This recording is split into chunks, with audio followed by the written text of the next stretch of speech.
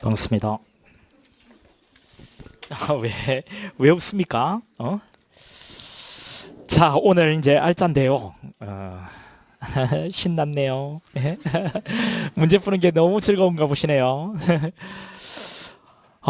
지금부터가 중요합니다, 여러분. 지금부터가 일단 마지막에는 문제 많이 달아보세요. 문제를 오늘 첫 번째 주차에 풀어보셨잖아요. 이 문제 수를 좀 더 늘려달라고 하면 얼마든지 늘려주는 것은 문제가 없거든요. 그러니까 좀 마지막에 한번 여러분이 여쭤볼게요. 예, 오늘 그 마지막 마칠 때 문제 수를 좀 더 늘려달라고 하면 이해부터는 조금 더 늘려서 이제 풀어온 것도 가능하겠죠. 근데 우리가 수업 시간에는 그만큼 이제 시간에 우리가 자세하게 설명은 불가능하니까 간단하게 여러분 나중에 해설지도 다 받으시잖아요. 우리 뭐 알짜 때는. 그래서 그 부분은 해설지를 가지고 충분히 메꿀 수 있는 부분 같은 경우에는 그렇게 하고요. 좀 설명이 필요한 부분들은 설명해 주고 뭐 그런 식으로 진행을 할게요. 그리고 추가적으로 여러분이 혹 뭐 알짜 때 여러분 알짜 이 앞번에도 우리 테마 때도 우리 별도의 클래스룸에 여러분에게 뭐 OX 볼 수 있게끔 그런 걸 제공을 했거든요. 근데 참여 안 하는 친구들이 더 많더라. 그럴 바에야 뭐그 굳이 들어올 필요가 없거든요. 들어와 있는데 막 제출도 안 하고 뭐 퀴즈도 풀지도 않고 하면은 오히려 뭐 열심히 하는 친구들에게 방해만 돼요. 여러분 그 들어와 있다 해가지고 뭐 점수 오르는 건 아니잖아요. 여러분 제가 문제를 주면 여러분 적극적으로 참여해야 의미가 있는 건데 이번에도 그 계속 그렇게 할 테니까 제가 끝까지는 그렇게 한다 했잖아요.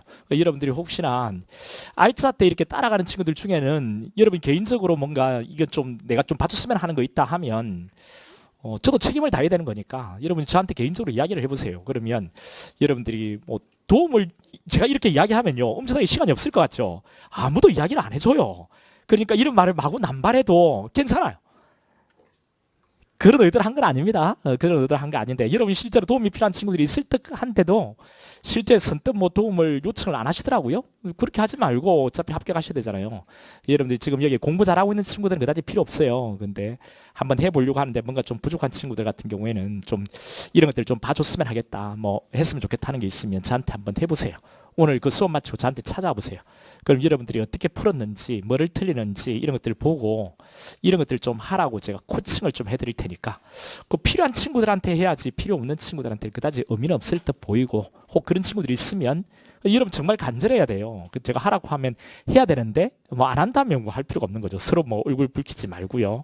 정말 한번 해보려고 하는데 뭔가 코칭이 필요하다 싶은 그런 친구들이 있으면 저를 찾아오세요. 마치고 나서 그러면 어떻게 이제 여러분 개인들마다 다 다를 테니까 그에 합당한 어떤 제가 방법을 한번 찾아볼게요.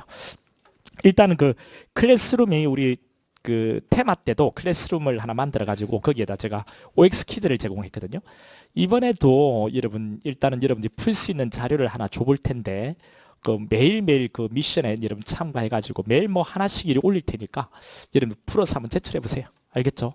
지금은 이제 문제가 제일 지금은 필요한 때잖아요. 그리고 문제를 통해서 여러분들이 한번 놓치는 지문들이 있으면 점검해 보는 시간을 가져볼게요. 그거 말고 더 이런 것들이 또 좋은 방법이 있겠다 싶으면 어차피 우리가 다 저도 여러분들이 많이 합격해가지고 뭐 좋은 점수 받고 합격하는 게 제 목표이거든요. 그러니까 여러분들도 그게 목표겠죠.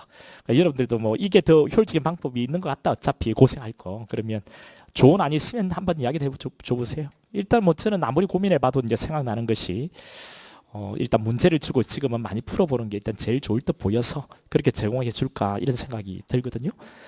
그러면 이전에 그 테마 때 여러분 들어와 있던 그 셰르파 있죠. 거기에 그대로 더 들어와 있다면 여러분이 어떤 그 제가 어떤 과목을 수강하는지 알아야 되니까 여러분 알짜 때는 다 참여하는 게 좋습니다.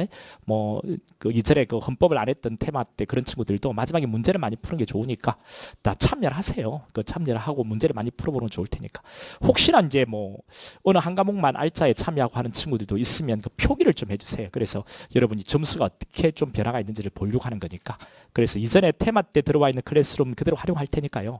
거기다가 여러분 그거 제가 공지를 했거든요. 거기에 어떤 테마에 참가하는지 이름 뒤에 그것만 표기를 좀 해주고 이전에 거기에 들어와 있지 않은 친구들 중에서 제가 문제를 추가적으로 좀 풀어보라고 주는 것에 참여를 해보고자 하는 친구들은 나중에 쉬는 시간에 저한테 없어요. 그러면 제가 클래스룸 들어올 수 있는 참여할 친구들만요. 이번엔 정말로 참여를 안 하면 제출 안 하면 제가 탈퇴시킬 겁니다. 이전에 한다 했다가 제가 마음이 약해가지고 계속 내버려 뒀는데 그 친구들은 언젠가는 하겠지 했는데 안 하더라고요.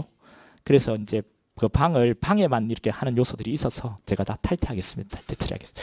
예, 계속 이제 문제를 풀면서 또 와 보려고 하는 친구들 아주 왕성하게 문제를 잘 풀어 제출한다면 제가 뭐 있는 문제들 뭐 전부 다 이러면 다 풀어볼 수 있게끔 제공해 드릴 테니까 그리 할 사람들만 그렇게 한번 해보세요.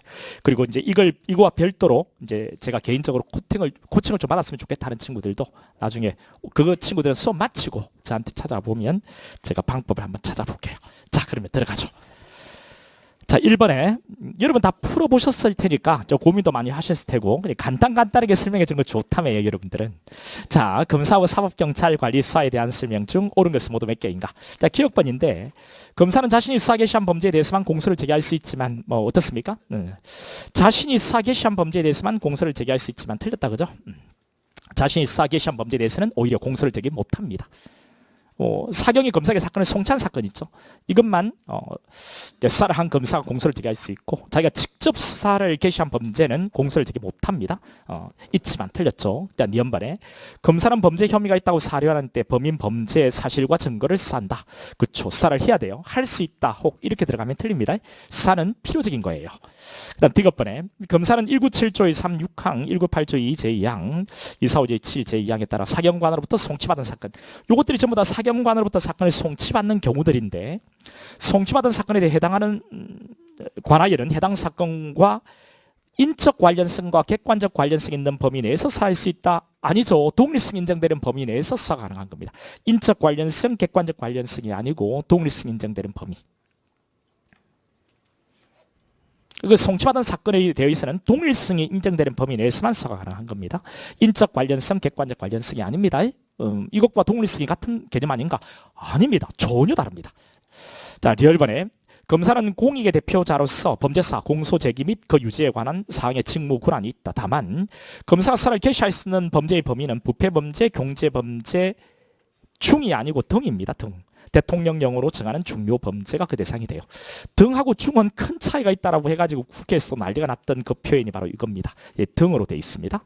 그다음 미연벌에 검사가 사법경찰관이 신청한 영장을 정당한 이유 없이 판사에게 청구하지 아니한 경우 사경관은 그 검사 속 지방검찰청 소재에 관할하는 고등법원에 아니죠. 고등검찰청입니다. 고등검찰청에 영장 청구 여부에 대한 심의를 신청할 수 있고요. 심의하기 위해서 고등검찰청에 영장심의위원회를 두죠.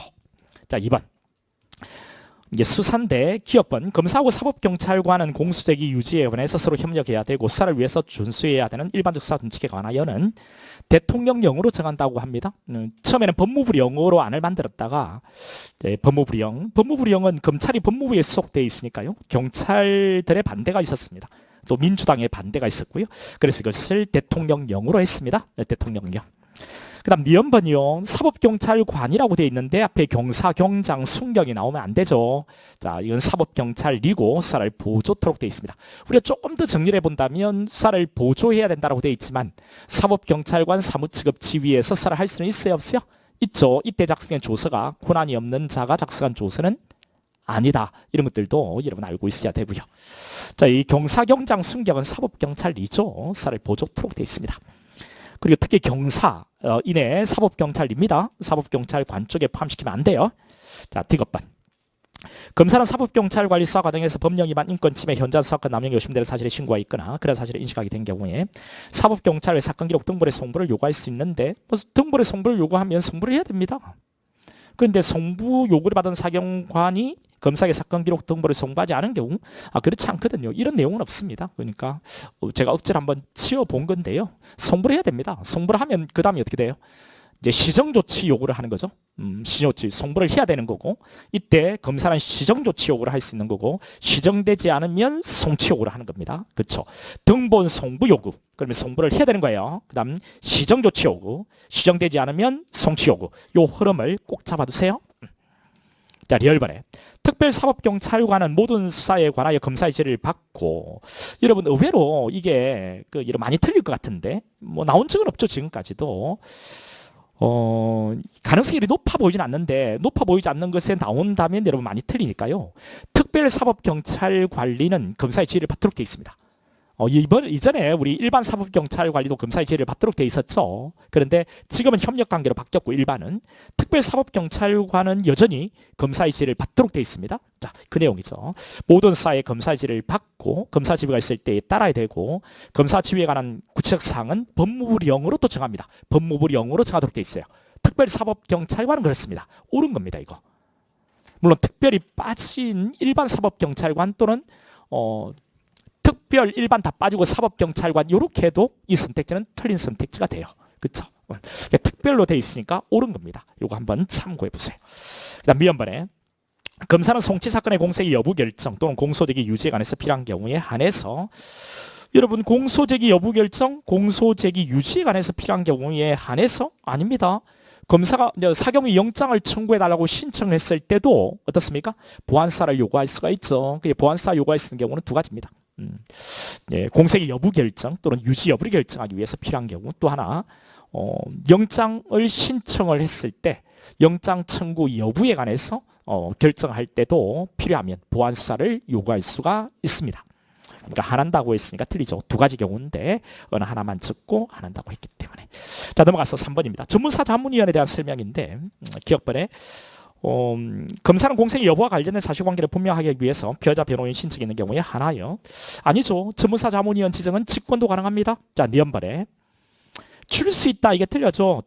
주어야 합니다. 그러니까 전문사 자문위원이 제출한 서면 또는 의견 진술에 대해서 피해자 측도 서면 또는 구술에 대한 의견 진술 기회를 주어야 한다고 되어 있고요. 또 1회 공판기일 전까지 주어야 한다. 이것도 틀리죠. 언제까지 주라는 말이 없습니다. 그 다음 D급번에 검사는 상당하다고 인정할 때 전문사 자문위원 지정을 취소할 수 있다. 예, 취소할 수가 있죠. 그 다음 B열번에 전문사 자문위원 지정에 대해서 이 제기는 지검장에게 하는 것이 아니죠. 고검장입니다. 고검장. 그 다음에 4번에 우리가 수사가 개시되긴 전 단계를 내사라고 하고요. 그 내사를 받는 자를 피내사자라고 하죠. 그 피내사자에 대해서 한번 전반적인 모든 내용들이 다 반영되어 있으니까 한번 다뤄본다면요. 그 변호인과의 접견교통권, 이건 접견교통권 그 파트에서 중요한 겁니다. 헌법에서 중요하죠. 인권보장과 방어 준비를 위해 필수 불가결한 권리이므로 임의동행 형식으로 진행된 피내사자의 접견교통권은 제한할 수가 없는 거다라고 했는데 어떻습니까? 임의동행 형식으로 진행된 피내사자의 접견교통권 제한할 수 없다. 그렇죠. 인권보장과 방어 준비를 위한 필수 불가결한 권리라고 합니다. 그 접견교통권은 우리 12조 사항 변호인 조력받을 권리에서 인정되는 거죠. 이 접견교통권이. 누구든지 체포구속을 당한 때라고 되어 있지만 꼭 체포구속을 당해야만 인정되는 건 아닙니다. 체포구속 당하기 전에도 인정되는 거고요. 지금 현재 피해자 피고에게만 인정되는 게 아니고 장차 피해자 피고이 될 자에게도 인정이 되는 겁니다. 그러니까 변호인 조력받을 권리 그 내용에 접견교통권이 있죠. 따라서 이것은 방어 준비를 위한 필수 불가결한 권리이기 때문에 접견교통권은 제한할 수가 없다. 이 선택지 의외로 많이 놓칠 수 있습니다. 그러니까 이게 완전한 선택지라 보기도 좀 어려운데요. 이런 선택지가 출제가 된 적이 있습니다. 옳은 선택지로 여러분 하시기 바랍니다. 다음 이번에 수사 이전 단계를 내사라고 하는데 형사소송법 피해자의 권리를 피내사자에게 준용하는 명문의 규정을 두고 있지 않습니다. 그러니까 피내사자에게 피해자의 권리를 준용하는 그런 명문의 규정을 찾을 수가 없어요. 그다음 3번에 진정에 의해서 이루어진 내사 사건에서 내사 종결 처분이 내려지더라도 여러분 그 진정이나 탄원을 하게 되면은 내사가 진행됩니다. 경찰관서 내부적으로 내사를 해보니까 혐의가 없다면 내사 종결 처분이 떨어지겠죠. 혐의 없음 내사 종결 처분. 여기에 대해서 재정 신청을 제기할 수 있는가? 안 됩니다. 재정 신청은 고소인 또는 형법 123, 126조 범죄의 고발인의 불복 방법이잖아요. 따라서 진정인은 재정 신청을 제기할 수도 없고요. 또 헌법소원 제기도 못합니다. 헌법소원은 보충성 요건이 있거든요. 사전에 그칠 수 있는 권리구제 방법이 다 그쳐야 됩니다. 우리가 진정을 했고 탄원을 했는데 내사가 종결되면 불만 있으면 고소나 고발을 하면 되죠. 고소나 고발을 하면 수사가 진행될 테고 여기서 불기소가 떨어지면 거기에 대해서는 검찰 항고가 가능할 테고 안 받아주면 재정 신청을 제기할 테고 이런 불복 방법들이 있습니다. 이런 거 그치지 않고 바로 헌법소원을 제기할 수는 없는 거죠. 옳은 선택지가 되는 겁니다. 4번에 내사의 대상자는 단순한 용의자에 불과하여 원칙적으로 피의자가 가지는 권리를 주장할 수 없으므로 내사 단계에서의 조사 대상자에 대해서는 피의자의 경우와는 달리 증거 보전을 청구할 수는 없다. 증거 보전요. 이 증거 보전은 피내사자에게는 청구권이 없습니다. 증거 보전은 누구부터요? 피의자부터. 또 증거 보전의 청구권자를 이런 반드시 정리를 하고 있어야 됩니다. 피의자, 피고인, 변호인, 그리고 검사라고 했죠. 이렇게 피내사자에게는 증거보전 청구권 없습니다. 자, 5번. 자, 우리 함정사 부분에 그 함정사라는 그 부분에 있어서 이게 나온 적이 있고요. 이건 앞으로 반복적으로 나올 가능성도 있다라고 됩니다. 그러니까 이건 한번 정리를 해보세요. 우리 디지털 성범죄 신분 비공개 수사하고 신분 위장 수사인데 기업번에 사법경찰 관리는 디지털 성범죄를 계획, 실행하고 있거나 실행했다고 의심할 만한 충분한 이유 있고 다른 방법으로 그 범죄 실행을 저지하거나 범인의 체포, 증거 수집이 어려운 경우에 한정하. 이게 보충성이죠. 이때 수사 목적 달성하기 위해서 부득이한 때는 신분을 비공개하고 아닙니다. 이 경우에 신분 위장 수사가 가능한 거예요. 신분 위장 수사의 경우에는 보충성 요건이 추가되어 있습니다. 신분 위장 수사 됐죠?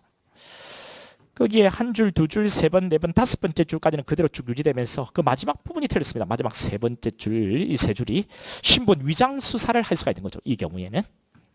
그래 신분 위장 수사는 비공개 수사 말고요. 위장 수사는 보충성 요건이 추가되어 있다. 그러니까 다른 방법으로 증거 수집이 어려운 경우에 한정하여. 이때 이 표현 잘 기억해 두고요. 이게 보충성 요건인데 보충 요건은 신분 위장 수사의 경우에 필요한 겁니다. 보충성 요건. 그다음 니엄벌은 옳은 거죠. 니엄벌은 옳은 거고. 그 신분 위장 수사 같은 경우에는 그 위장 신분을 사용한 계약이나 거래도 가능합니다. 이것도 기억해 주세요. 신분 위장 수사할 때 위장 신분을 사용한 계약이나 거래도 할 수 있다. 자, 디귿번. 사법경찰 관리가 신분 비공개 수사를 진행하고자 할 때에는 검사에게 신분 비공개 수사에 대한 허가를 신청하고 검사는 법원에 허가를 청구한다. 여러분 신분 비공개 수사를 진행하고자 할 때 그렇습니까? 아니죠. 여러분 신분 비공개 수사에 대한 허가를 신청하고 이게 아니고요. 뭔데? 자, 이건 사전에 상급경찰관서 이 수사부서의 장애에 승인이 필요합니다. 그죠? 뭐가요? 신분 비공개 수사를 진행하려고 할 때. 신분 비공개 수사를 진행하려고 하면 사전 상급경찰관서 수사부서의 장애에 승인이 필요합니다. 사전 상급경찰관서 수사부서의 장애 승인입니다. 승인. 그리고 첫 번째 줄은 그대로 가고 두 번째, 세 번째 줄이 다 틀린 거죠. 그 다음 또 마지막도 틀렸습니다. 이 경우 그 수사기간은 2개월을 초과할 수 없다? 아니죠. 예, 3개월입니다. 신분 비공개 수사요. 신분 비공개 수사란 뭐라고요? 사전 상급경찰관서 수사부서의 장애 승인이고 그리고 2개월이 아니고 3개월입니다. 암기를 좀 해주세요. 그 다음 10번인데 신분 위장 수사의 기간은 2개월요? 아니죠. 신분 위장 수사는 3개월입니다. 신분 위장 수사는 3개월. 초과할 수 없고 쭉 가다 보면은 2개월 범위 내에서 연장을 검사에게 신청하고 아니죠. 3개월입니다. 3개월. 이런 것들은 암기를 좀 해주세요. 3개월. 그리고 총 연장 기간은 1년. 이거는 맞습니다. 그러니까 3개월, 3개월, 그리고 1년. 자, 미연번에 사법경찰관리는 신분 위장 수사 개시 후에 지체 없이 검사의 허가를 신청하고 사경관리는 48시간 이내에 법원을 허가를 받지 못한 경우 신분 위장 수사를 할 때요. 48시간에 법원의 허가를 얻지 못한 경우에 즉시 신분 위장 수사를 중지한다. 요거는 옳은 선택지입니다. 그래서 이제 이 정도 좀 고민해서 나올 법한 지문들을 뽑은 거니까 그 전체를 다 보지 않는다 하더라도 이 정도 지문 정도는 여러분이 꼭 알고 있기 바랍니다. 자, 6번. 이제 수사의 조건에 대한 설명으로 틀린 것은 그 기업번은 옳은 거죠. 볼 필요가 없을 것 같고요. 니엄번도 고소 고발은 소추 조건이죠. 예, 범죄 성립 요건이나 수사의 조건은 아닙니다. 고소 고발이 있기 전에 수사를 해도 되죠. 장차 고소나 고발이 있을 가능성이 없는 상태에 생겨졌다는 등의 특단의 사정이 없다면 고소 고발이 있기 전에 수사를 했다는 이유만으로 위법한 것은 아니다. 고소 고발의 가능성이 없는 상태에 수사를 했다면 어떻습니까? 이거는 위법해요. 예. 고소 고발 가능성이 없는 상태에 생겨졌다는 등의 특단의 사정이 없는 한, 즉 없으니까 있다는 거죠. 고소 고발의 가능성이 있다면 그 사람은 위법하게 되는 것은 아니다. 옳은 선택지죠. 디귿번에 일반 사법경찰관리가 출입국 사범에 대한 출입국 관리 사무소장 등의 고발이 있기 전에 수사를 했다 하더라도 고발이 있기 전에 수사를 해도 되잖아요. 이게 즉고발 사건이고 고소나 고발, 친고죄의 고소나 즉고발 사건의 고발은 소추 조건입니다. 수송 조건이거든요. 수사의 조건은 아니기 때문에 고소 고발 있기 전에 수사를 해도 그 수사가 소급하여 위법하게 되는 것은 아닙니다. 자, 리얼번에 그 조세범 철범 즉고발 사건이죠. 고발이 있기 전에 수사를 해도 됩니다. 나중에 기소하려고 하니까 고발이 필요하고 그래서 검찰이 세무서장에게 고발을 요청을 했고요. 그래서 세무서장이 고발을 했습니다. 기소를 했습니다. 공소기 절차가 무효라고 할 수는 없는 거다. 자, 7번. 함정수사인데 부추빼기 너무 많이 했던 거죠. 이것은 기회 제공이니까 적법입니다. 무효이다. 틀렸죠? 무효 아닙니다. 자, 니은번. 수사기가 직접 관련이 있는 유인자가 피유인자의 개인적인 친밀관계를 이용해서 피유인자의 동정심이나 감정에 호소하거나 금전적 심적 압박이나 위협 등을 가하거나 거절하기 힘든 유혹을 하거나 범행방법을 구체로 제시하고 범행에 사용될 금전을 제공하는 등으로 과도하게 개입함으로써 범위를 일으키게 하는 것은 이번 함정사에 해당하여 허용되지 않는다. 자, 관련 있는 유인자니까 이것은 위법한 함정사 맞습니다. 관련 있는 유인자. 네, 디귿번에 수사기관이 범위를 가진 자에 대해서 범행 기회를 주거나 단순히 사술의 계략 등을 써서 범죄를 금가하는 데 불과하다. 여러분 그 금가할 때 사술 계략을 쓴 거 있죠. 이거는 함정사가 아닙니다. 우리 함정사는 범죄를 말할 의사가 없는 자를 범위를 유발시켜서 범죄를 범하는 경우 이를 수사하는 것이 함정사가 되는 거죠. 금가하기 위해서 사술 계략을 쓰는 것, 금거 장소로 유인하는 것, 이건 함정사가 아닙니다. 자, 리얼번에 갑이 수사기관에 체포된 동그라미 석방을 위한 공적을 쌓기 위해서 우리 공적 보고서 사건이라고 하는데요. 공적이 좀 많으면 기소유예 처분을 해주기도 하거든요. 그래서 이 공적을 쌓을 이유고 지금 이렇게 했다는 겁니다. 이건 사적인 동기라고 돼 있죠. 밑에 가다 보면 직접적인 관련이 없는 거죠. 수사기관과 따라서 함정사에 해당하지 않습니다. 해당한다. 틀렸죠. 사적인 동기에 의해서 했기 때문에 관련을 또 맺고 있지도 않죠. 위법한 함정사가 아니다. 노래방 도임이면 어떻습니까? 이거는 범위 유발이죠. 위법한 함정사이고요. 그 다음 B번에 피고인의 뇌물수수가 공여자들의 함정교사에 한 것이기는 하나 뇌물 공여자들에게 피고인의 함정에 빠뜨릴 의사만 있었고 뇌물 공여 의사가 전혀 없었다고 보기 어려울 뿐 아니라 그러니까 함정에 빠뜨릴 생각만 있었다는 건 아니라는 거죠. 뇌물 공여 의사가 전혀 없었던 건 아니다. 설령 자 뇌물 공여 의사가 없었다 하더라도 뇌물 공여자들의 함정 교사라는 사정이 뇌물 수산자의 책임을 면하게 하는 사유는 될 수가 없습니다. 지는 뇌물인지 알고 대가성이 있는 뇌물인지 알고 받아 먹었으니까요. 뇌물 공여자들의 함정 교사라는 사정이 뇌물 수산자의 책임을 면하게 하는 사유는 안 된다. 10번. 경찰관이 피고인 운영의 게임장에 대한 잠입수사 과정에서 게임을 이용한 사행위를 조장하고 있는 피고인을 적발하고 피고인의 게임 결과물 환전을 적극적으로 요구를 했다는 겁니다. 이건 뭐 꼭 기억해둬야 돼. 앞으로 반복적으로 많이 나올 것 같아요. 게임 결과물 환전으로 인한 게임산업법 위반 범행과 사행위 조장으로 인한 게임산업법 위반 범행이라고 했는데 전체가 일체를 이루어서 위법 함정사의 영향을 직접 받는 것이 바로 틀렸습니다. 그렇죠? 자, 잠입수사 과정에서 게임으로 유용한 사행행위를 조장하고 있는 피고인을 적발하고 게임 결과물 환전을 적극적으로 요구한 것. 요거는 범위 유발입니다. 게임 결과물 환전을 적극적으로 요구한 것. 이것은 범위 유발의 함정사니까 이거는 위법 무효가 되겠지만 이미 잠입수사 과정에서 사행행위가 이미 진행되고 있는 거죠. 이것은 기회를 제공한 것이지 범위를 유발한 것은 아닙니다. 그런데 이 전부 다가 일체를 이루어서 위법한 함정사의 영향을 직접 받는다고 했기 때문에 틀립니다. 됐죠. 그러니까 게임 결과물 환전 요놈만 적극적으로 요구했다는 겁니다. 요것만 범위 유발이 되는 거죠. 무효가 되는 겁니다. 이미 이루어지고 있는 사행행위 있죠. 이 부분에 있어서는 기회를 제공한 것이지 범위를 유발했다 보기는 어렵죠.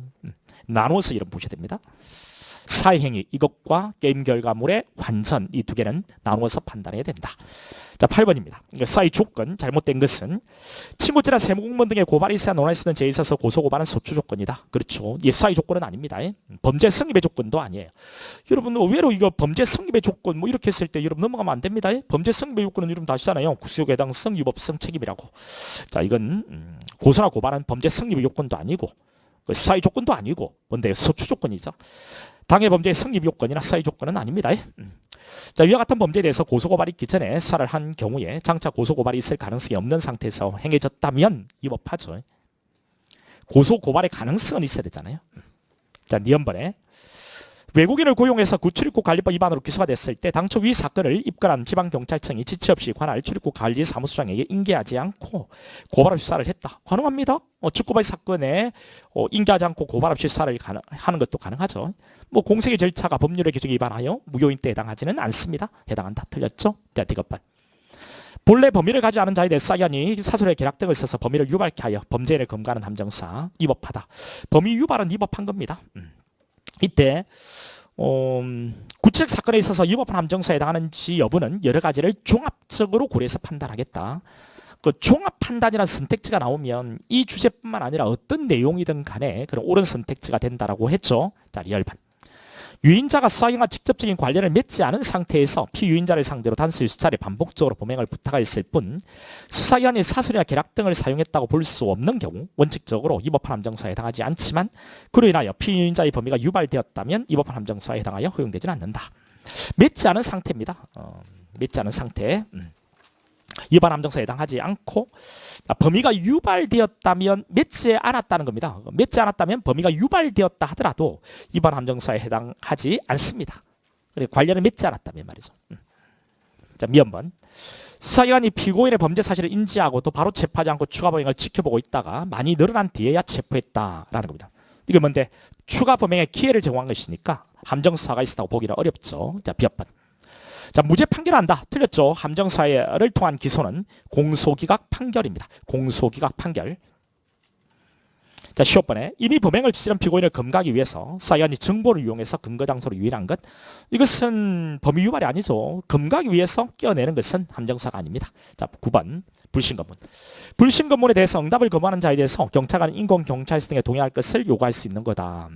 응답 거부하는 자에 대해서 동행을 요구할 수는 없죠. 동행 요구는 그 불교의 경우에 분리나 교통방해 이때 질문을 위해서 동행을 요구하는 겁니다. 응답 거부했다는 이유로 동행을 요구할 수는 없어요. 자, B번. 경찰관은 동행을 요구하는 경우에 자신의 신분을 표시하는 정표를 제시하면서 소속과 성명을 밝히고 목적과 이유를 설명해야 하고 동행 장소를 밝혀야 하는 거다. 그렇죠? 신분을 표시하는 정표시 반드시 그렇습니까? 그렇진 않죠. 이미 경찰관이라는 것을 알고 있다는 겁니다. 불신검문하려는 것이 범죄에 관한 것임을 이미 알고 있다면 제시하지 않고 불신검문을 해도 위법하지는 않다. 이런 판례도 있죠. 되게 중요한 판례입니다. 일단 원칙은 신분을 표시하는 정표를 제시하는 거죠. D번. 경찰관은 동행한 사람의 가족이나 친지 등에게 동행한 경찰관 신분, 장소, 목적, 이유를 알려야 하지만 변호인 도움받을 권리 있으면 알려줄 필요 없다. 아니죠. 변호인 도움받을 권리 있다는 것을 알려야 됩니다. 리얼번에 6시간 초과에 머물게는 못하죠. 그럼 6시간까지 구금이 가능한 거냐? 아닙니다. 머물게 한다는 것과 구금은 다르죠. 자, 구금하는 것을 허용하게 하는 것은 아니다. 자, 미연번. 불신검문 대상자에게 질문을 위해서 목적 달성에 필요한 최소한의 범위 내에서 사회통념상 용인되어 있는 상당한 방법으로 대상자를 전개시킬 수 있고 질문에 수반해서 흉기 소지 여부를 조사할 수 있다. 그렇죠. 흉기에 대해서는 경직법의 명문의 규정이 있습니다. 흉기를 제외한 일반 소지품에 대해서는 규정이 없죠. 그렇죠. 이런 것도 기억해 주고 일반 소지품에 대해서는 학설 대립이 있습니다. 근데 우리 명문의 규정은 흉기만. 그다음 B번에 검문 중이던 경찰관이 자전거를 이용한 날치기 사건입니다. 자, 인상착이 아주 흡사하다는 거죠. 정지를 요구했는데 멈추지 않았다는 겁니다. 앞을 가로막고 재차 검문에 협조해달라고 하였음에도 그대로 전진했다는 거죠. 자, 앞을 막고 검문에 응하라고 요구하는 경찰관의 행위는 적법한 불신검문에 해당한다. 그렇습니다. 사회통념상 용인될 수 있는 상당한 방법으로 정지시키는 건 가능해요. 사회통념상 용인될 수 있는 상당한 방법. 앞을 가로막는 것은 사회통념상 용인될 수 있는 상당한 방법이다. 됐죠? 자, 10번. 자, 불신검문인데 기억번요. 기억번은 재판하고 구속에 이를 정도의 혐의가 필요 없죠. 불신검문 대상자 해당 여부를 판단할 때 재판하고 구속에 이를 정도의 혐의는 필요 없다. 미연번. 자, 근무하는 사람이 경찰관이고 근무하는 이유가 범죄에 관한 것임을 알고 있다. 그러면 신분증 제시하지 않았더라도 위법이 아니다. 자, D번. 불교의 경우에 가까운 경찰관서로 동행할 것을 요구할 수 있고요. 거절할 수 당연히 있습니다. 거절할 수 있죠. 자, 리얼번에 피고문자가 신분증 교부한 뒤에 큰 소리로 욕설을 했다는 겁니다. 모욕죄 현행범위는 맞습니다. 모욕죄 현행범위는 맞습니다. 지금 욕을 하고 있으니까. 근데 어깨를 붙잡은 것은 되느냐? 안 되죠. 왜? 현행범인 체포를 하기 위해서는 요건이 필요한데 요건이 도망이나 증거인멸의 염려가 있어야 되는데 신분증을 교부했다는 것은 도망칠 염려는 없다고 보는 거죠. 따라서 현행범 체포 요건을 갖추고 있지 못하니까 현행범 체포하겠다고 어깨를 붙잡은 것은 위법합니다. 자, 여기서 이제 정당방위로 나아갔다는 겁니다. 이 뿌리치면서 이제 상해를 가했다는 거예요. 이걸 뭡니까? 상해죄 우승 요건에 해당되지만 얘는 위법한 공무집행에 정당방위로 나아가는 거니까요. 위법성이 조각되어서 무죄가 되는 거죠. 근데 한 가지 공직방은 어떻습니까? 공직방은 혐의 자체가 없는 거예요. 구성교육 해당성 자체가 없기 때문에 무죄가 되는 겁니다. 둘 모두 다 정당방위로 이유로 해서 무죄다라고 하면 틀립니다. 이게 변시 한번 나온 적이 있습니다. 기억해 주세요. 우리가 형법, 형소법, 통합형 문제가 40번 문제는 고정돼 있잖아요. 지금 3번 연달아서 가장 전형적인 출제인 거죠. 됐고, 그 다음에 미연번. 자, 불신검을 하는 경찰관이 누구임을 물음에 대하여서 도망하려는 자는 현행범으로 간주되어 현행범으로 간주되어 체포될 수 있다. 옳은 거죠. 의외로 이거 놓치더라고요. 현행범으로 체포될 수 있다 하면 틀립니다. 현행범으로 간주되어 현행범으로 간주되는 자를 준현행범이라고 하죠. 그 준현행범인으로 체포될 수 있다라고 한 거니까 옳은 선택지가 되죠. 지금은 현행범인으로 보고 보아 뭐 이렇게 바뀌어 있는데요. 현행범인으로 본다는 것이 한자로 바꾸면 간주라고 하는 이야기죠. 동일한 의미입니다. 자, B번에 경직법은 불신검문에 관해서 질문 시의 흉기 소지 조사, 소지품 검사에 대해서 명문으로 규정하고 있다. 자, 그렇지 않습니다. 흉기만 명문의 규정이 있고요. 일반 소지품 검사에 대해서는 명문의 규정이 없고 학설 대립이 있습니다. 15번에 경찰관은 이미 행해진 범죄나 행해지려고 하는 범죄에 관한 사실을 안다고 인정되는 사람을 정식에 질문할 수 있다. 행해진 범죄, 행해지려고 하는 범죄에 관하여 안다고 인정되는 사람. 불신검문 대상자가 아직 구체적으로 나오질 않았습니다. 가볍게는 나왔는데, 자, 한번 이걸 비교해가지고 한번 물어볼 수도 있습니다, 여러분. 이 부분에 학설 대립이 있기 때문에.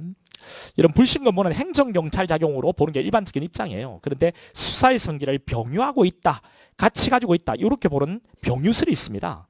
이 병유설이 등장한 이유가 불신검문 대상자에 있어요. 불신검문 대상자를 오늘 여러분 복습할 때 다시 한번 증거해 보세요. 어떤 죄를 범했거나 범하리 하고 있다고 의심할 만한 상당한 이유가 있는 자, 이렇게 되어 있습니다. 이거 꼭 기억해 두세요. 범했거나 범하리 하고 있다고. 범하리 하고 있다고 의심할 만한 상당한 이유가 있는 자를 정식의 질문을 던짐으로써 우리 사전의 범죄를 예방할 수 있는 행정경찰 목적의 경찰 작용 맞죠? 그런데 어떤 죄를 범했다고 의심받고 있는 자를 정식에 질문한다는 것은 이거는 이미 수사로 넘어왔다는 겁니다. 피해자 신문의 성질을 갖고 있는 거죠. 그러니까 이게 수사의 성질도 있다라고 보는 겁니다. 이런 것들 같이 한번 기억해 주라고요. 그 다음에 또 있죠. 어떤 이미 발생한 범죄나 이미 행해진 범죄나 또는 행해지려고 하는 범죄에 대해서 그 사실을 안다고 인정되는 자, 이게 불신검문 대상자로 되어 있어요. 이미 행해진 범죄나 행해지려고 하는 범죄에 대해서 그 사실을 안다고 인정되는 자, 행해지려고 하는 범죄에 대해서 그 사실을 안다고 인정되는 자를 정식의 질문 던짐으로써 사전의 범죄를 예방하는 행정경찰 목적의 활동이라 볼 수 있죠. 그런데 이미 행해진 범죄에 대해서 그 사실을 안다고 인정되는 자는 참고인이 되는 겁니다. 이거는 참고인 조사의 성질을 갖고 있는 거죠.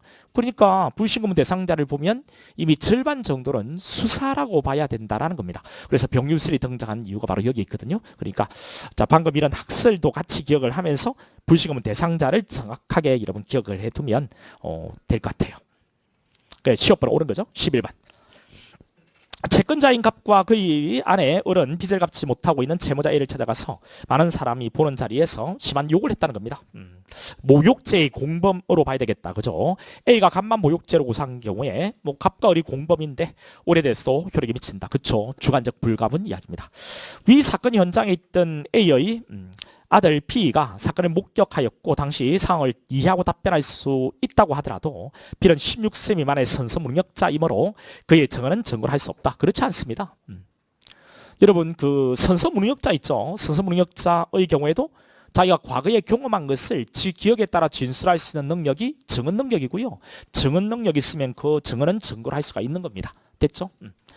자, 이런 범위가 사실 우리 범위가 아니다 이렇게 이야기하기가 지금은 어려워져 버렸습니다. 지금 출제하는 걸 보면 우리가 증거법이 나온다고 했죠. 그 증거법에 이 증거로 하고 안 하고의 문제는 증거에 관한 문제죠. 그러니까 충분히 우리 시험 범위라고 볼 수 있거든요. 그러니까 같이 이것도 기억해 보세요. 그렇다고 해서 전체를 우리가 다 강의할 수는 없고, 그러니까 선서무능력자 16세 미만의 자는 선서무능력자예요. 선서의 의미를 선서무능력자.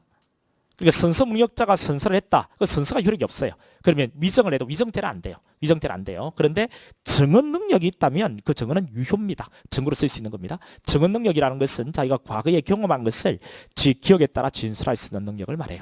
우리 판례는 유아의 증언 능력도 아주 폭넓게 인정하고 있습니다. 만 4세, 만 3세, 우리나라 실나이로는 한 5살 정도 되는 유아의 증언 능력도 아주 폭넓게 인정하고 있거든요. 디귿판. 검사가 갑과 을을 모욕죄로 공소제기한 이후라도 A가 1심 법원에 고소장을 제출하여 고소가 추한된 경우에 모욕죄로 공소 제기를 했다는 겁니다.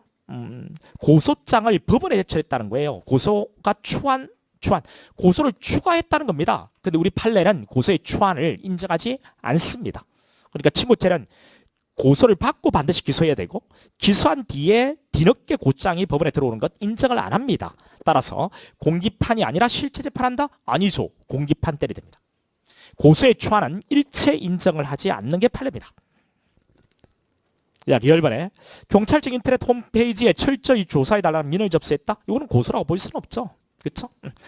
따라서 이거는 뭐 다 됐고 그냥 12번 고소권자 아닌 자는 우리 피기방자 재산 손해자가 다른 사기죄에 있어서 재산상의 손해를 입은 자는 어떻습니까? 재산상의 손해를 입은 자는 삼각사기죠. 딱 들어보면 삼각사기인데 재산상의 손해를 입은 자는 사기죄가 보호하려고 하는 법익의 주체죠. 보호법익의 주체는 피해자가 되고요. 고소권이 인정되죠. 비교해야 되는 것은 비급번입니다. 절도죄에서 절도를 당한 자에게 채권을 가지고 있는 자, 요거는 뭔데? 이거는 간접 피해자죠. 그렇죠? 채권이 소멸되는 건 아니잖아요. 이거는 간접 피해를 입은 거죠. 간접 피해자는 피해자가 아닙니다. 고소권이 없습니다. 자, 니은번요. 피해자의 법정 대리 피해자인 경우에 피해자의 친족은 독립하여 고소권이 있는데요. 이 친족에 생모가 들어간다는 것 같이 기억하고 이 친족의 고소권도 고유권입니다. 따라서 피해자의 명시하는 사에 반해서도 고소할 수가 있는 거죠. 이를 또 같이 기억을 해주기 바랍니다. 이 친족의 생모 들어간다는 걸 기억하고 이 친족의 고소권이 고유권이기 때문에 피해자의 명시하는 사에 반할 수 있다는 것까지 같이 다 기억해 두라고요. 리얼번에 사자명예훼손죄에 있어 사자의 친동생, 이거는 사자명예훼손의 경우에 친구죄라는 것도 아셔야 되고요. 고소권자는 친족 또는 자손입니다. 친동생은 자 친족에 해당되죠.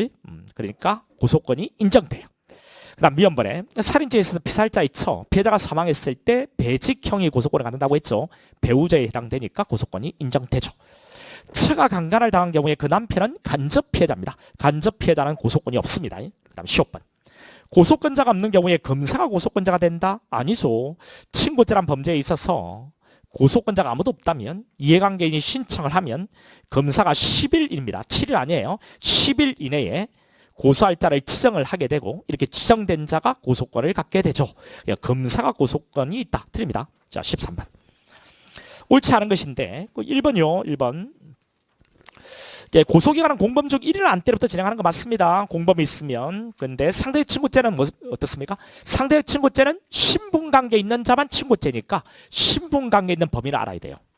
절대적 친고죄는 어떻습니까? 모두 다 친고죄이기 때문에 공범 중 한 놈만 알아도 되죠. 그러니까 우리 주관적 불가분 이제 우리 범인 안때라고 했는데 공범 중 한 명만 알아도 되는 것은 절대적 친고죄고 상대적 친고죄의 공범의 경우에는 신분관계 있는 놈만 친고죄니까 신분관계 있는 자를 알아야 된다는 거 꼭 비교를 하시기 바랍니다. 자, 이번에 피해자의 법정 대리는 피해자 본인의 고소권이 소멸하더라도 고소권을 행사할 수 있다.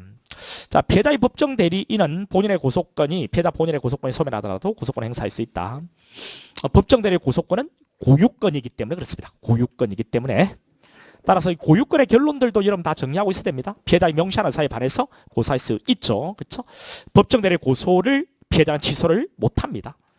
그리고 법정 대리 고소권은 법정 대리인이 범인 안 날부터 진행한다는 것까지 고유권. 그다음 3번이요. 피해의 사실을 이해하고 고소에 따른 사회상의상 이해관계를 알아차릴 수 있는 사회상 의사능력이 있다 하더라도 민법상의 행위능력이 없다면 고소능력이 인정되지 않는다. 틀렸죠. 민법상 행위능력 만 19세입니다. 만 19세 미만자 행위 무능력자죠. 고소능력은 고소의 의미를 이해할 수 있는 사실상 의사능력입니다. 따라서 민법상 행위 무능력자라 하더라도 고소능력이 있다면 행위자를 고소할 수가 있죠. 4번에 반의사 불벌죄는 주관적 불가분 원칙이 적용되지는 않습니다. 따라서 효력이 없다. 맞죠? 14번. 가장 적절하지 않은 것인데 1번이요. 고소능력이 생겼다면 고소기간은 고소능력이 생긴 때부터 기산하는 거다. 그렇습니다. 범인은 알았지만 고소를 할 수 없는 불강력적 사유가 있다면 그 사유가 소멸한 때로부터 고소능력이 없다는 것은 불강력적 사유입니다. 소멸한 때 언제예요? 고소능력이 생긴 때로부터. 2번. 자, 우리 불처벌의 의사 표시가 있으면 처벌 못하는 게 반의사 불벌죄인데 피해자의 진실한 의사가 명백하고 믿을 수 있는 방법 표명. 3번요. 상소심에서 법률 위반을 이유로 1심 공소기각 판결을 파기하고 사건의 1심에 다시 환송을 했습니다. 환송 후에 1심 판결 선고 전에 친고죄 고소 취소가 가능하죠. 파기 환송되어 1심에 다시 돌아오면 고소 취소 가능합니다. 법원은 공기판에 선고한다. 그렇죠? 그 다음에 4번에 고소는 대리인을 통해서 할 수 있습니다.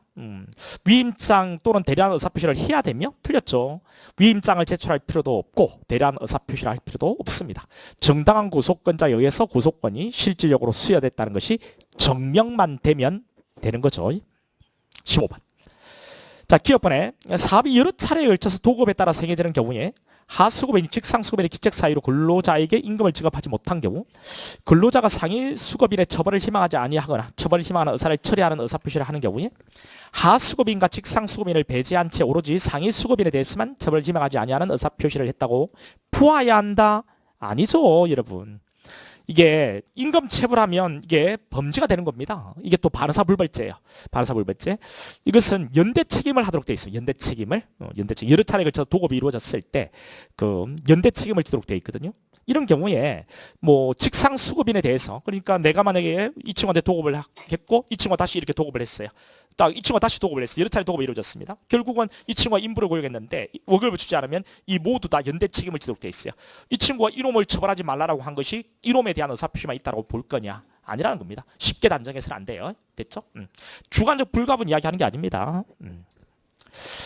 자, 한 놈만 처벌하지 말라는 의사표시가 있다고 보아야 한다? 그렇지 않습니다. 이거 따져봐야 되는 거죠. 뭐 그럴 수도 있죠. 근데 따져봐야 된다는 거죠.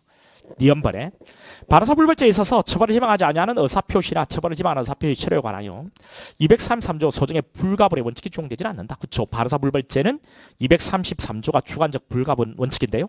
적용되지는 않습니다. 디귿번에 고소의 취소나 처벌을 희망하는 의사표시의 철회는 1심 판결 선고 전까지 기소 전에 수사기관에 기소 이후에는 법원에 하는 거죠. 공소기 전에는 뭐 수사기관, 공소 이후에는 법원에 오는 거죠. 리얼번에 1심 법원이 반사불벌죄로 기소된 피고인에 대해서 그 우리 청대법, 우리 소촉법이요 23조에 따라서 피고인 진술 없이 유죄를 선고하여 판결이 확정되었는데 반사불벌죄입니다. 자, 우리 소촉법 진술 없이 유죄를 선고해서 판결이 확정됐다 이런 말이 나오는데요. 자, 이런 게 있습니다. 소촉법 같은 경우에는 피고인이 뭐 연달아서 2번 이상 안 나오는 겁니다.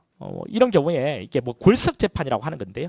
피고인 진술 없이도 재판이 가능한 경우가 있습니다. 설명은 더 이상 안 할 텐데 피고인 법정에 나오지 않아도 재판을 할 수 있는 경우가 있긴 해요. 그 진술 없이 유죄를 선고해서 판결이 확정됐습니다. 근데 이런 경우에 구제책이 있습니다. 구제책이 2가지가 있는데 항소를 제기하면서 자, 항소권 회복 청구하면서 항소를 제기하는 방법이 있어요. 2심으로 사건 올려가지고 이미 확정됐지만 2심으로 사건 올려가지고 2심 재판 받는 방법이 있고요. 그 다음에 유죄가 확정됐을 때 재심을 청구하는 방법이 있습니다. 그러니까 이 소촉법 23조는 골석 재판을 이야기하는 건데요. 피고인 자리에 없이 피고인 이야기 듣지 않고도 재판을 진행하는 경우인데 이게 만약에 잘못 진행됐다면 구제책이 1심에서 이렇게 유죄가 확정됐고 이걸 2심으로 끌고 올려서 재판받는 방법이 있고 재심으로 가는 방법이 있다고요. 근데 여기서 차이가 나는 부분이 있습니다. 재심으로 갔다면 1심 재판을 다시 하는 거니까 이게 반사불벌죄의 경우에 불처벌 의사표시를 할 수가 있죠. 그런데 항소권 회복 청구하면서 항소를 제기해서 2심으로 올라간다면 2심에서는 자, 반사불벌죄 같은 경우에 처벌 의사표시를 못합니다. 이런 차이가 있다는 거 꼭 기억해 주기 바랍니다. 여기는 재심이죠. 따라서 철회할 수 있습니다. 친고죄로도 문제를 물어봐요. 동일한 어떤 판단하시면 됩니다. 16번에 불가분. 1번이요. 질적 친고죄의 공범 일부에 대해서만 처벌 구하고 나머지에 대해서는 처벌을 원치 않는 내용은 이건 적법한 고소가 아니에요. 친고죄의 공범은 한 놈인데 누구는 처벌하고 누구는 처벌하지 말고 이것은 적법한 고소가 아닙니다. 됐죠? 결국 공기판 떨어진다는 거. 이번에 수개의 범죄사가 실체적으로 경합하는 경우에 수개의 범죄가 실체적으로 경합한다? 실체적 경합범이란 말이죠. 일부 범죄 사실에 대한 고소 효력은 나머지 범죄에도 미친다. 틀렸죠. 실체적 경합범은 객관적 불가분의 원칙이 적용되지는 않습니다. 상대 친고죄의 공범 중 신분관계 있는 자에 대한 고소 취소 효력은 비신분자, 신분자, 비신분자 이렇게 나오면 미치지 않습니다. 주관적 불가분 이야기죠. 모두 다 신분관계가 다 있을 때 주관적 불가분의 원칙이 적용돼요. 미치지 않습니다. 4번에 고소불가분 원칙은 친고죄 고소에 대해서만 적용되는 것으로 고소불가분 원칙, 조세원칙법 즉시 고발에는 적용되지 않는다. 뭐 그렇습니다. 여기에 그냥 고소불가분이라고 했죠. 이것은 주관적 불가분을 말해요. 주관적 불가분은 우리 친고죄에 대해서만 인정되는 거죠. 직고발 사건이나 발언사불벌죄에는 적용되지 않습니다.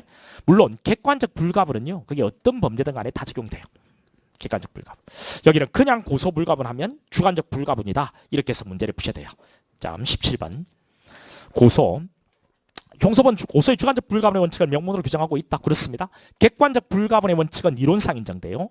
주관적 불가분은 명문의 규정이 있죠. 2번. 절대적 친고죄는 1심 판결이 선고된 때 공범 중 일부가 1심 판결 선고됐다는 겁니다. 그러면 1심 재행 중에 있는 다른 공범도 취소를 못합니다. 됐죠? 주관적 불가분.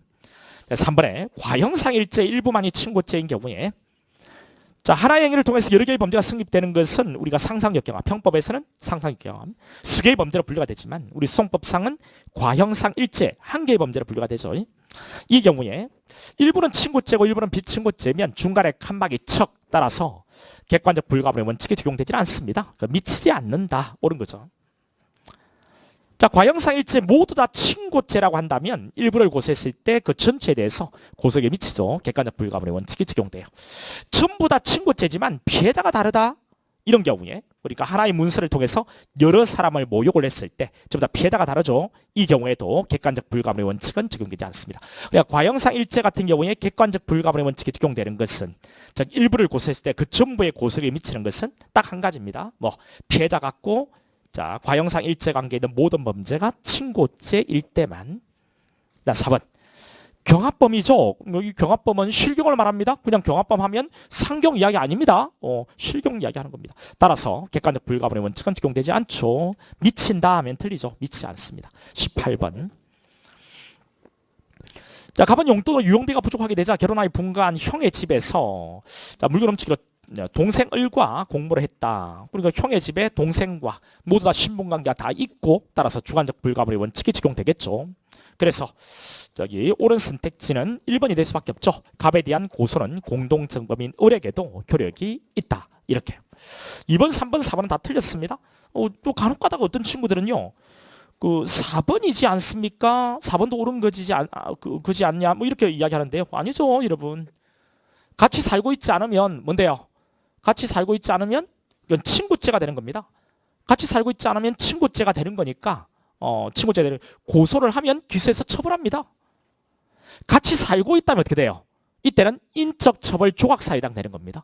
처벌 조건이 불구비 되는 거죠. 이런 경우에는 친고죄 아닙니다. 고소 없어서 기소 가능합니다. 그러면 기소를 하면 형면제 판결이 떨어져요. 형면제. 이거는 같이 살고 있지는 않죠. 그러니까 형면제, 친족 상들의 형면제 이렇게 하면 안 돼요. 같이 살고 있지 않으면 친고죄가 되는 겁니다. 따라서 고소하면 기소해서 콩밥 먹습니다. 그러니까 4번이 절대로 옳은 선택이 될 수가 없습니다. 이 볼록이가 막 전화를 지금 이 시간에 내한테 전화를 하면 되나요? 지금 뭐 수업 안 하나요? 웃기는 볼록이네. 아침에도 강의하는데 방해를 하고 있고 말이야. 내가 쉬는 시간에 뭐라 할게요, 여러분. 자, 19번에 고소등에 관한 설명 중 옳지 않은 것은 기업번요. 친고죄에서 고소는 고소권 있는 자가 수사기관에 대하여 범죄 사실을 신고하고 처벌을 구하는 의사표시로서 서면뿐 아니라 구술로도 할 수 있고 다만 구술에 의해 고소를 받는 검사 사경관은 조서를 작성해야 된다. 그렇죠? 구술 고소의 경우에는 조서를 작성토록 되어 있는데 그 조서가 독립된 조서일 필요는 없습니다. 됐죠? 그래서 피해자 참고인 조사를 할 때 진술 조사에 처벌을 구하는 의사표시가 기재가 되어 있으면 적법한 고소가 되는 거다. 구술 고소 가능하고 조서 작성인데 조서는 독립된 조서일 필요가 없기 때문에 미연번에 범인을 알게 된 날부터 6달이라고 되어 있습니다. 여기 범인을 알게 된다는 것은 통상의 입장에서 보아 고소권자가 고소를 할 수 있을 정도로 범죄 사실과 범위를 아는 것을 의미하고 여기서 범죄 사실을 안다는 것은 고소권자가 친고죄에 해당하는 범죄 피해가 있다는 사실관계에 관하여 미필적 인식이 있을 말한다. 아니죠. 확정적 인식이 있음을 의미하는 겁니다. 확정적 인식. 범인을 알게 된다는 것은 여기 범죄 사실을 안다는 것은 친고죄에 해당하는 범죄 피해가 있다는 사실관계에 관한 확정적 인식. 자, 이것봐요. 친고죄에 있어서 피해자의 고소가 없거나 고소가 취소되었음에도 친고죄로 기소되었다가 그 후 당초에 기소된 공사실과 동일성되는 비친고죄로 공장 변경이 된 경우에 공수익의 흠은 치유되지 않는다라고 했는데요. 여러분 고소가 없거나 취소가 됐는데도 친고죄로 기소했다는 겁니다. 안 되죠, 여러분들. 이렇게 하면은. 그렇죠? 고소가 없고 취소가 됐는데 기소하면 안 되잖아요. 기소하면 흠이 있습니다. 그런데 공장을 바꿔버렸어요. 뭐로? 공기판 떨어지기 전에 비친고죄로요. 비친고죄로. 그러면 공소 제기 시 있던 흠이 공장 변경을 통해서 치유가 돼버립니다. 치유가. 됐죠? 만약에 친고죄 고소 없이 기소를 했습니다. 고소를 추가하는 것은 돼야 안 돼요. 고소의 추가는 인정이 안 돼요. 그런데 고소 없이 기소한 뒤에 이것을 공소제기에 혐의 있는 것을 비친고죄로 공장을 바꿔버리면 공소제기 시에 있었던 이 혐의 치유가 된다는 거죠. 꼭 기억해 두세요. 이것도. 자, 열번에 조세훈 처벌법에 의한 고발에 있어서 고소고발 불가분의 원칙이 적용되지 않으므로 그쵸 적용되지 않죠. 고발의 구비 여부는 양벌 규정에 의심을 받는 자인의 행위자와 법인에 대해서 개별적으로 논의되는 거다. 그렇습니다. 우리 친고죄 양벌 규정하면 어떻게 돼요? 양벌 규정하면 그냥 공법이라 생각하시라고 했죠. 친고죄 양벌 규정 나오면 미친다 이렇게 봐야 돼요. 그렇죠? 행위자를 만약에 고소했다면 양벌 규정에 의해 처벌받는 자에 대해서 별도로 고소할 필요가 없는 거죠. 왜? 주관적 불가분 때문에. 그 다음 자기 또는 배우자 직계 존속을 고소하지 못하도록 하고 있죠. 존속을 못합니다. 그냥 비속어는 고소할 수가 있는 거예요. 자, 이것은 비속을 차별 취급하여 평등권을 침해한다고 볼 수는 없는 거다. 이건 헌법에서 나올 법하죠. 그렇죠? 자, 이것은 어떻습니까? 평등권 침해는 아니라고 했죠. 고소권이라는 것은 그 나라의 윤리 전통을 고려해서 입법자들이 정할 수 있는 넓은 입법 형성권을 갖는다고 합니다. 입법 형성권의 범위가 넓은 영역의 차별 취급은 평등원 취입 아닌가를 심사할 때는 어떤 심사를 한다고요? 자의금지 원칙. 자의금지 원칙은 합리적인 이유가 있는가 없는가를 따지는 거죠. 합리적인 이유가 있으니까 평등권 침해는 아닙니다.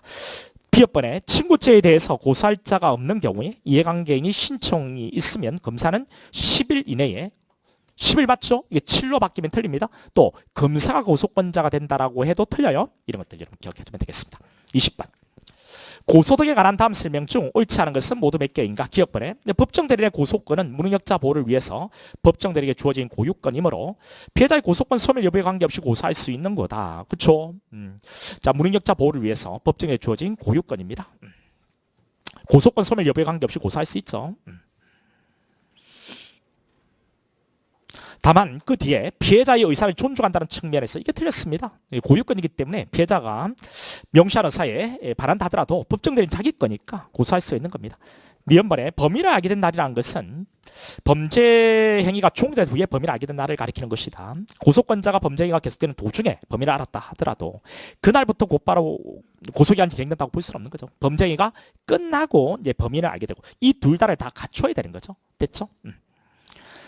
범죄 행위가 종료된 때부터 계산한다. 그러니까 포괄일제 중간에 범인을 알았다. 이때부터 진행하는 게 아닙니다. 최종 행위가 끝났을 때 이제 범인과 범죄를 모두 알았죠. 그때부터 고소기간 6달이 진행되는 거다. 친고죄의 공범 중 1인 또는 수인에 대한 고소 또는 그 취소는 다른 공범자에 대해서도 효력이 있다. 그렇죠. 이게 주관적 불가분 이야기죠.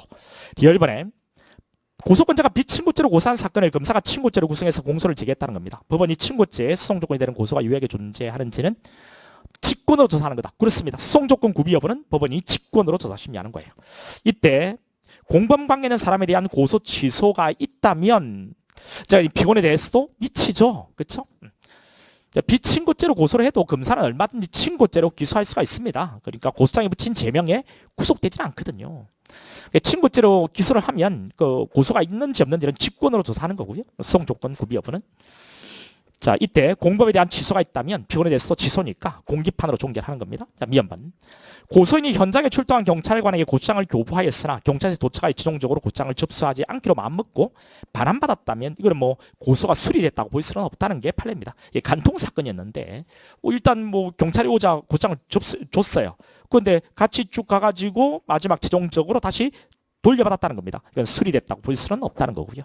B번에 친고죄의 공범 중 일부에 대해서만 처벌을 구하고 나머지에 대해서는 처벌 불허 의사 표시한 고소에 대해서는 공기판한다. 그렇습니다. 이건 적법한 고소가 아니니까요. 그 다음 15번. 성폭력범죄 처벌 등에 관한 특례법에 따라서 선임된 피해자의 변호사입니다. 피해자한테도 성폭력 특별법에는 변호사 선임의 특례를 인정합니다. 그런데 이 변호사는 포괄적인 대리권을 갖습니다. 그래서 처벌 불허의 의사표시도 할 수 있는 거냐? 그렇다라는 겁니다. 피해자 처벌 희망 의사표시가 적법하게 처리됐다고 인정할 수 있다. 이거 기억해 주세요. 피해자한테도 변호사 선임의 특례를 인정해요. 근데 포괄적인 대리권을 가져요. 피해자의 변호사는. 따라서 반호사 불벌죄 같은 경우에 처벌 불허의 의사표시를 할 수도 있다. 자, 21번 반호사 불벌죄 틀린 것은 뭐 기억번입니다. 성폭력 범죄 피해자에게 변호사가 없는 경우에 검사는 국선 변호사를 선정해서 형사 절차에서 피해자 권익을 보호할 수는 있지만 피해자의 변호사는 형사 절차에서 피해자 등의 대리가 허용될 수 있는 모든 소송에 대한 포괄적인 대리권을 갖는다. 아까 이야기했죠.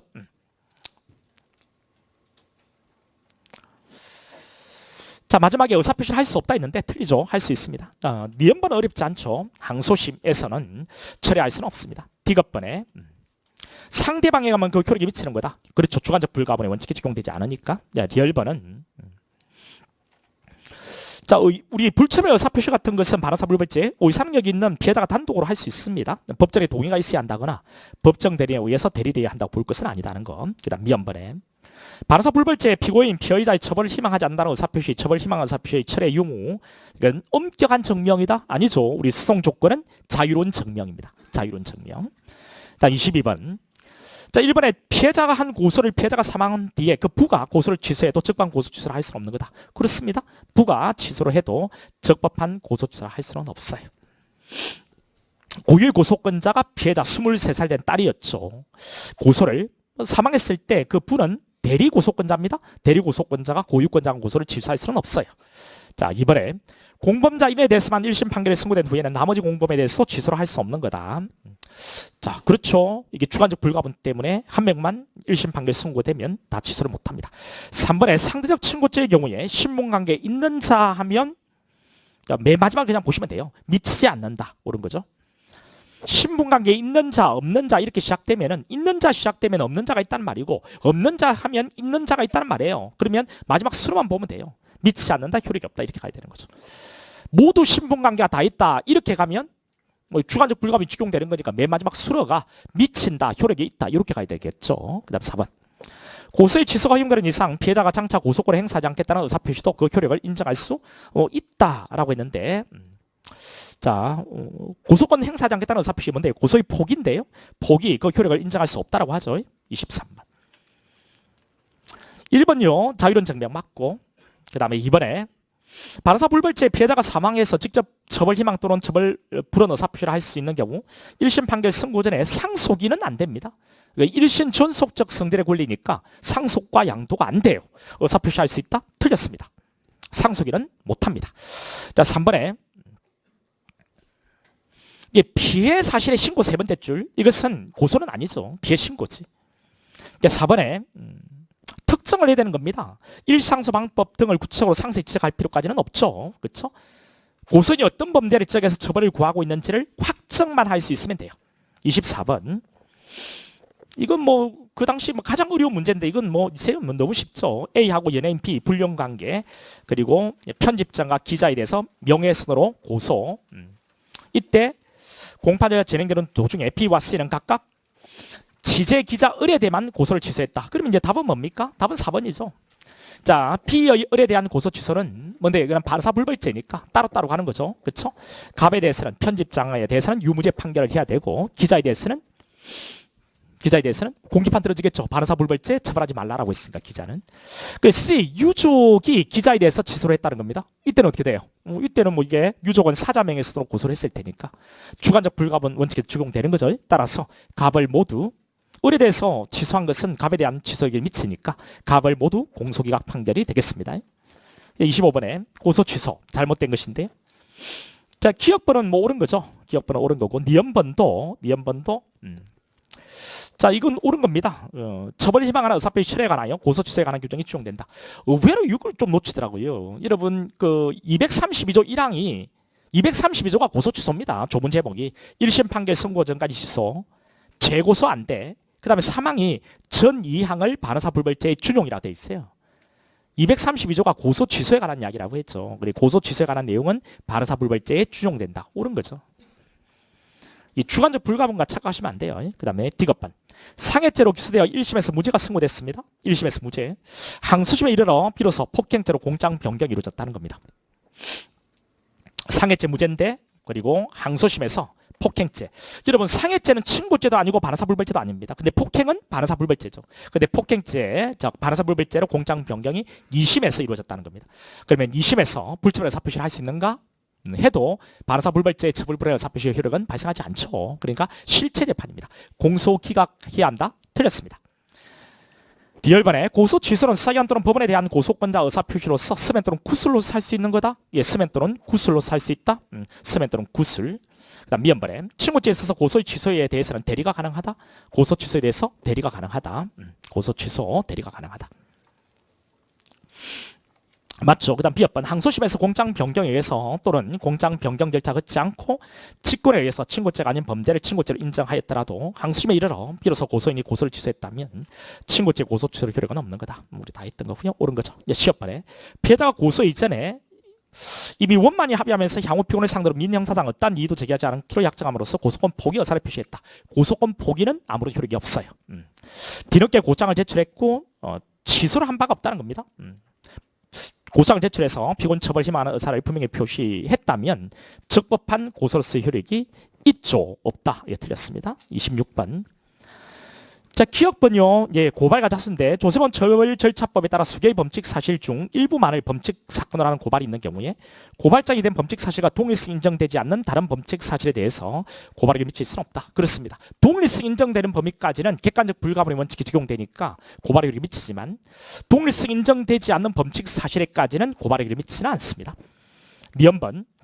자기 또는 배우자 직계 존속에 대해서 고소만 못하는 게 아니고 고발도 못합니다. 그렇죠? 네, 가능하다. 틀렸고요. 자, 디귿번. 공무원이라도 직무집행과 관련 없이 우연히 발견한 범죄까지 고발할 의무가 있는 것은 아니다. 그렇습니다. 직무를 행함에 있어서 제가 있다고 사료한 경우에는 의무가 있죠. 직무와 관련 없는 경우에는 의무가 있는 것 아닙니다. 리얼번에. 농지 전용 행위를 한 사람을 갑으로 잘못 알고 갑을 피고반으로 하여 고발했다는 겁니다. 실제로 농지 전용 행위를 한 을에 대해서는 고발에게 미치지 않는다. 자, 농지 전용 행위를 한 사람을 갑으로 잘못 알고 고발했다. 가능합니다. 우리가 고소나 고발할 때 범인은 신고할 필요가 없어요. 신고했는데 잘못 신고되어도 상관없습니다. 그러니까 나중에 해보니까 그 범인에 대한 고발에게 미치는 것이거든요. 따라서 미치지 않는다. 틀렸습니다. 그다음 미연번에 우리가 고발이라는 것은 자발적으로 해야 되는 겁니다. 그 세관 검색 시 자수라는 것은 자발적으로 해야 되는 거죠. 근데 추궁에 의해서 대마 수입 범행을 시인했다. 자발성이 결여되어 있죠. 따라서 자수가 아닙니다. 조사 질문에 응해서 해도 이건 자수라고 볼 수 없는 거죠. 자발적으로 해야 자수가 되는 거니까. 피업번에 자수가 일단 성립됐다면 자수 효력은 확정적으로 발생합니다. 나중에 범죄를 부인한다 하더라도 자수 효력이 소멸되지는 않습니다. 그러니까 시업번에 자수는 임의적 감면 사유로 되어 있습니다. 그죠? 형의 감경 사유인 자수를 위하여는 범인이 자기의 범행으로 범죄 승리 요건을 갖춘 객관적 사실을 자발적으로 서간서에 신고하여 그 처벌에 맡기는 것만 있으면 되죠. 법적으로 요건을 갖춘 범죄라는 것을 인식하고 있을 필요는 없습니다. 어떻게 그렇게 해요? 범인이 법적으로 그 요건 어떻게 알아요? 자, 27번에 피해자 신문. 적절하지 않은 것인데 1번 이건 옳은 거죠. 신뢰관계는 자를 동사하게 할 수 있고 동사가 허락할 것인지는 재량이죠. 재량. 그 다음 2번에 피해자 신뢰관계 있는 자가 동사를 허락하는 경우에 동사한 사람으로 하여금 피해자를 대신하여 진술하도록 해서는 안 됩니다. 만약에 진술한 부분이 조서에 기재가 되어 있다면 이것은 피해자의 진술을 기재한 것이 아니죠. 동사한 사람의 진술을 기재한 진술조서가 되는 겁니다. 3일이죠. 상위 요건이 되는 거죠. 3번에 피해자가 변호인 참여를 원한다는 의사를 명백하게 표시했음에도 수사기관이 정당한 사유 없이 변호인을 참여하게 하지 않은 채 피해자 신문을 했다. 이것은 적법한 절차 방식에 따라 작성된 서류가 아니죠. 그 다음에 또 적법 절차에 따르지 않고 수집한 증거입니다. 우리 판례는 두 가지를 다 검토합니다. 전법적 예배를 통과하지도 못했고요. 그 다음에 위법 수입 증거라고 합니다. 따라서 증거로 못하는 겁니다. 4번에 피해자 진술을 영상 녹화하는 경우에 피해자 또는 변호인의 동의를 얻어야 영상 녹화할 수 있다. 피해자 같은 경우는 사전 고지만 하면 되죠. 참고인 영상 녹화가 동의가 필요합니다. 여기까지 하고 10분 쉬었다가 2회차 잠깐 보겠습니다.